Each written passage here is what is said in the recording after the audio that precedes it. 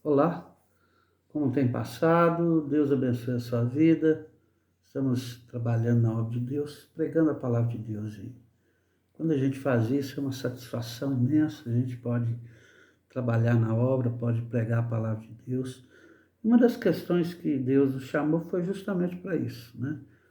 Em todo lugar que você vai, onde você for, nós temos esse compromisso de levarmos o Evangelho, pregar para alguém, dizer que Jesus ama, que Jesus veio trazer uma novidade de vida, né? Boas novas.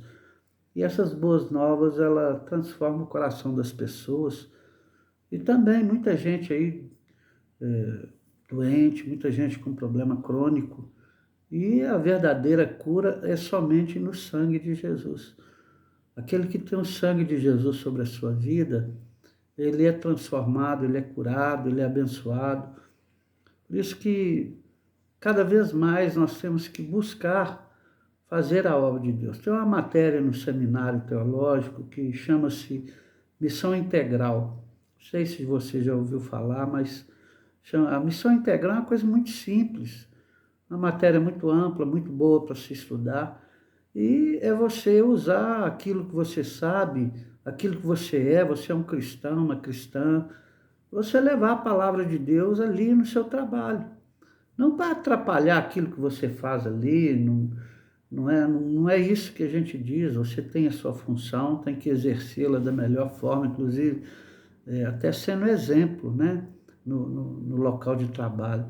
Mas, é, mas ali você pode dar um testemunho, né? Uma pessoa que está precisando, você pode dar uma palavra, você pode inclusive entregar um panfleto, né? Sobre aquilo que Jesus fez. Você sempre tem que ter um bloquinho de panfleto na sua bolsa, no seu bolso, justamente para poder é, entregar para alguém, porque aquilo ali a pessoa não joga, a maioria não joga fora, não. A maioria vai guardar, a maioria na hora que estiver ali parado, pensativo, ele vai ler aquilo, e aquilo vai ser um evangelismo, você vai estar praticando a obra de Deus, né? Pregando a obra de Deus. E aquilo ali retorna para você de uma forma muito especial, porque quando você está plantando algo, certamente você vai colher. Se você está plantando aí a palavra de Deus, se você está plantando as coisas de Deus, o Espírito Santo de Deus, ele vai estar envolvido na sua vida, né? E Deus vai estar falando com você também, né? Eu creio o seguinte, Deus está falando em nosso meio, né? Quando Deus passa os seus juízos para o seu povo, quando ele age de forma justa para com os perdidos no caminho, para com os pecadores, sempre envolve uma mensagem de salvação e perdão. Sempre, quando você fala, Deus ele incumbe o Espírito Santo de transformar aquilo em algo que venha trazer a salvação da pessoa, né? Então, o mundo está perdido, o mundo está caminhando aí para um caos tremendo, né? Estamos com sinais terríveis aí, inclusive a Bíblia fala isso, mas são sinais de guerra, rumores de guerra, né? De nações contra nações, famílias contra famílias, pai, contra filhos, né? Então, é, condenação e atos mais duros somente para aqueles que percorrem o caminho da desobediência. A pessoa anda no caminho da desobediência, ele vai colher isso aí, né? Então, isso aí não tem como, aquilo que a pessoa planta, ele vai colher, né?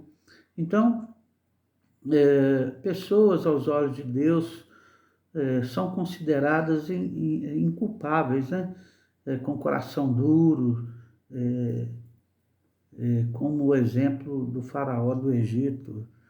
Você conhece a passagem que fala lá sobre José, né? O faraó do Egito, ele esqueceu daquilo que José fez no Egito, que José foi o salvador do Egito, né? Safanete Paneia foi o nome que eles deram, o nome de egípcio para José. Esse nome retrata Salvador do mundo. Esse nome Safanete Paneia quer dizer Salvador do mundo, né? Porque O Egito ele era grande, mas ele se tornou a maior potência do mundo na época de José. Quando José esteve à frente ali, José teve os sonhos, né? E o faraó da época aceitou e colocou ele como administrador. Mas depois que passou 400 anos, depois que passou muito tempo, o faraó que entrou, que era daquela época, começou a escravizar o povo de Deus, né? Então, Deus não queria isso. O povo clamou e Deus ouviu, né? A Bíblia diz que o povo clamou pelo socorro. A gente tem que clamar a Deus pelo socorro, né? E quando Deus agiu, né, o coração do faraó começou a se endurecer. Ele começou a fazer chacota do povo de Deus, chacota de Moisés, chacota de Arão, chacota do povo, e achando que aquilo ali era uma coisa somente lidando homem com homem. Não era. Deus estava ali na frente daquilo tudo ali. E aí, quando o faraó começa a fazer as coisas terríveis que ele fez, né, a Bíblia diz que Deus endurece o coração de Faraó. O que é esse endurecer o coração de Faraó? A Bíblia fala que um abismo puxa outro abismo, né? Então, ele quis endurecer o coração, ele quis maltratar o povo de Deus, ele piorou a vida do povo de Deus, o povo era escravo, e ele piorou ainda a vida do povo de Deus. Então, Deus endureceu mais ainda o coração dele. E quando endureceu, aí que ele começou a fazer coisa errada, e culminou na perda do seu filho, né? E também a decadência completa do Egito. O Egito perdeu todo o seu exército, perdeu toda a sua produção, toda a sua economia, a sociedade ficou toda deturpada, doente. O Egito acabou. Por quê? Porque Faraó endureceu o seu coração. O homem, se endurece o seu coração contra Deus, chega um ponto que ele começa a blasfemar contra Deus. Se ele começar a blasfemar, a blasfêmia contra Deus é um pecado, inclusive, que não tem salvação.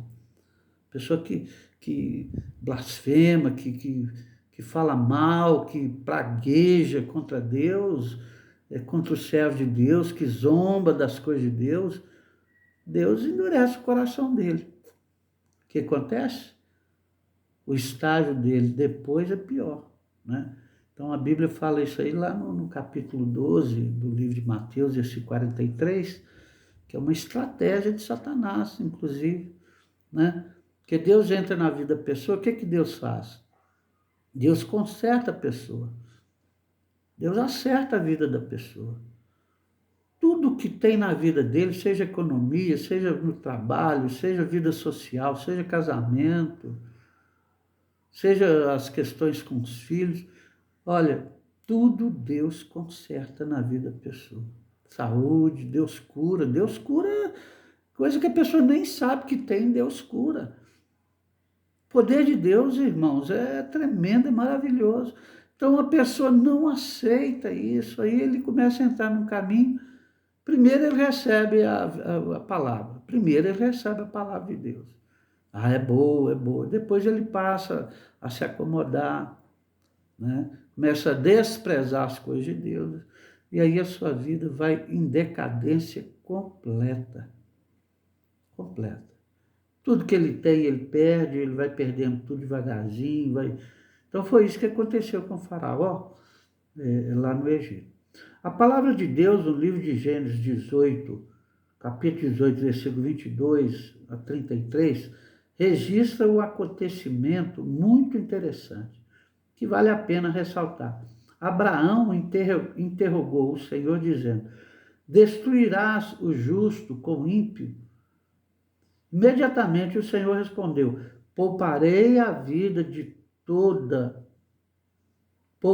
cidade toda por amor deles, do justo. Esses deles aqui, do justo, de todos os justos que tinham ali.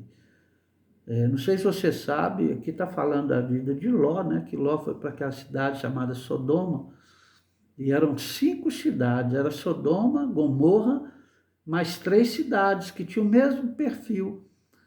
Perfil de quê? Pecado. Eles estavam ali fazendo tanta coisa desagradável aos olhos de Deus. E então eu vou depois fazer um vídeo especificamente sobre a vida de Ló. Ló escolheu isso. Ló escolheu aquela cidade por causa disso. O coração de Ló estava voltado para o materialismo. A mulher de Ló, quando a Bíblia cita ela, só fala mulher de Ló, nem o nome dela apresenta. Ló gostava daquela cidade. Então, quer dizer, o homem que foi criado ali juntamente com seu tio, né, com Abraão, né, com Sara, que eram pessoas santas, pessoas que tinham compromisso com Deus, tinham uma vida metódica. Chega um ponto da vida deles, porque eles conseguiu muita coisa, né, junto ali do seu tio, Abraão, e pensou que, como se diz, a minha vida agora está boa demais, então deixa eu fazer o que eu quero.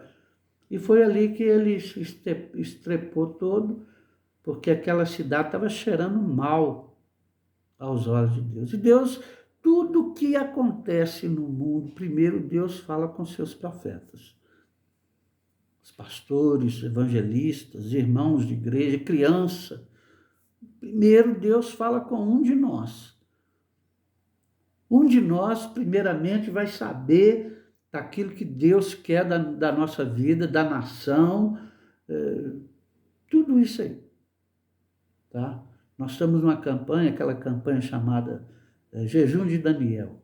São 21 dias de oração e nós começamos essa campanha por causa desse movimento, esse rumor de guerra e guerra que está havendo no mundo, que pode chegar aqui no nosso país, no Brasil.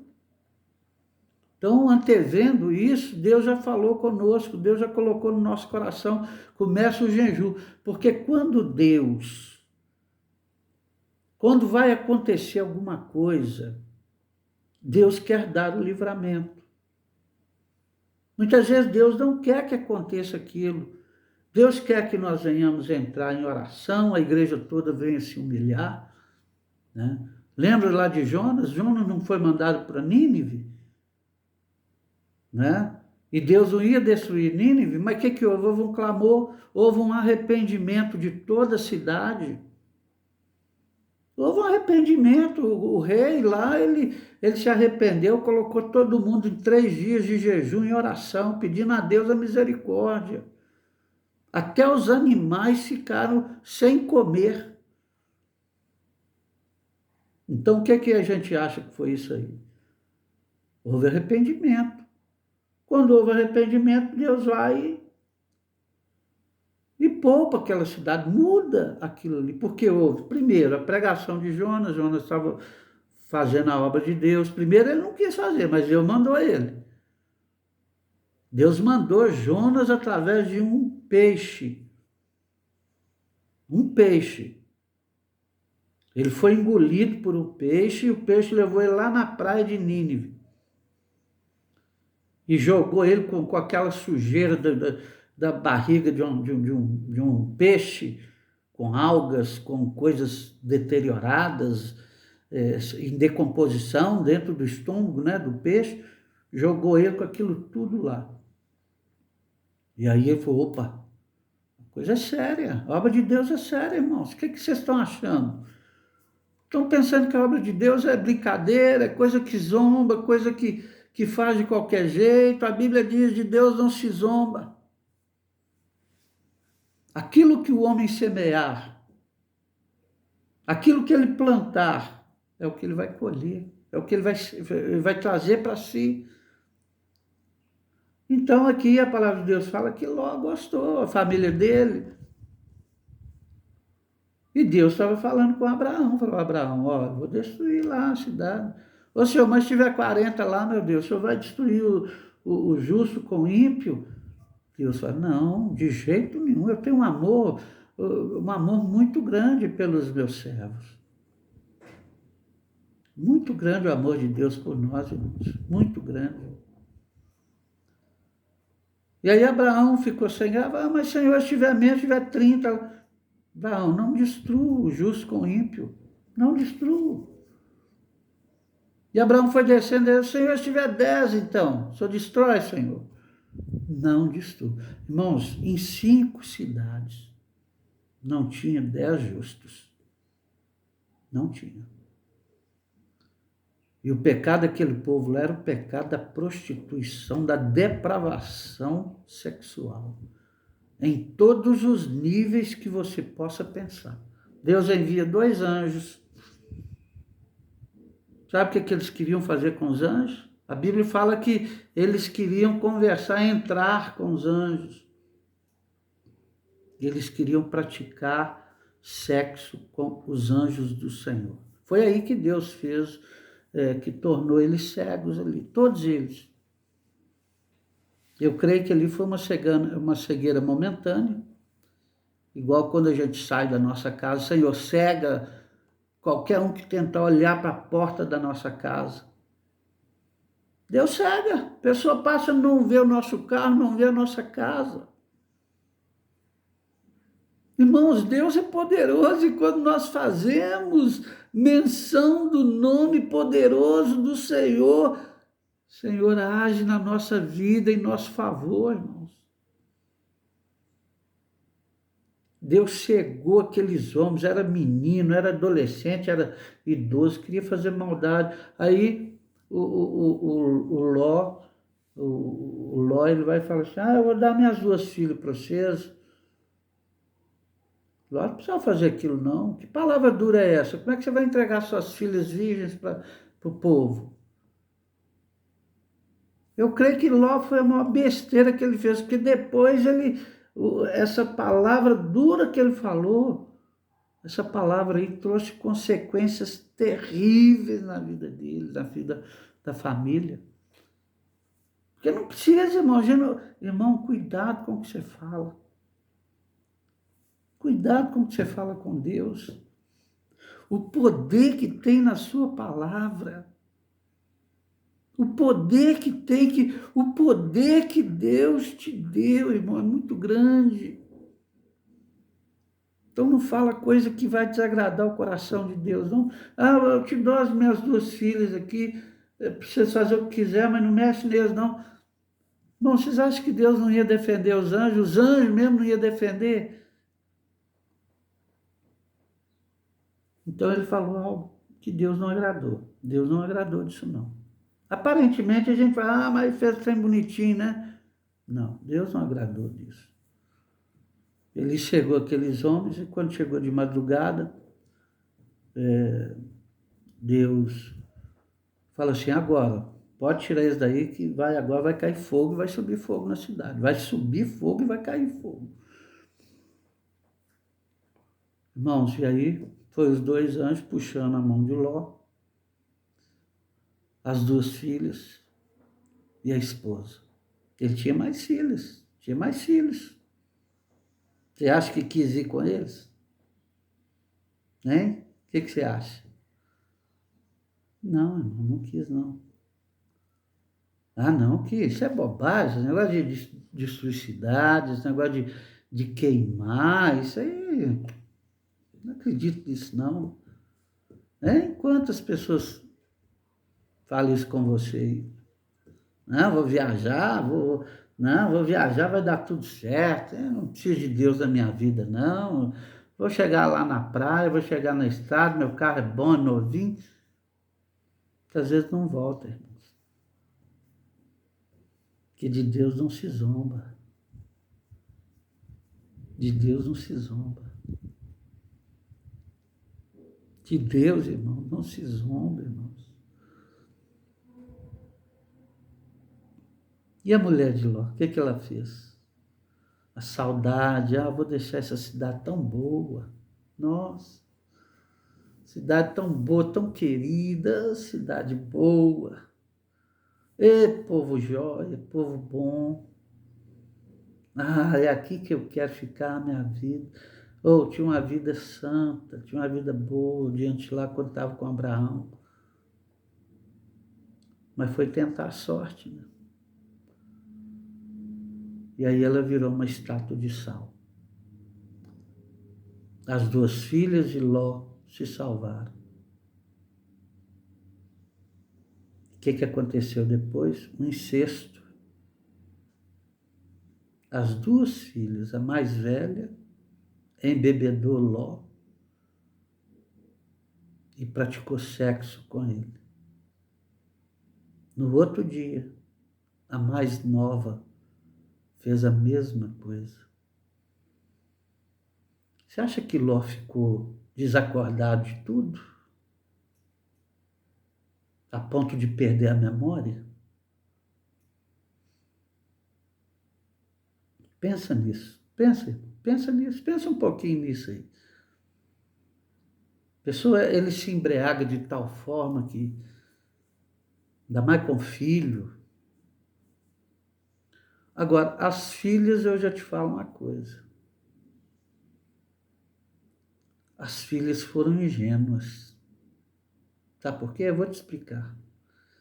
Porque elas pensaram que o final do mundo era aquele. Então elas falaram assim no íntimo delas, nós temos que preservar a nossa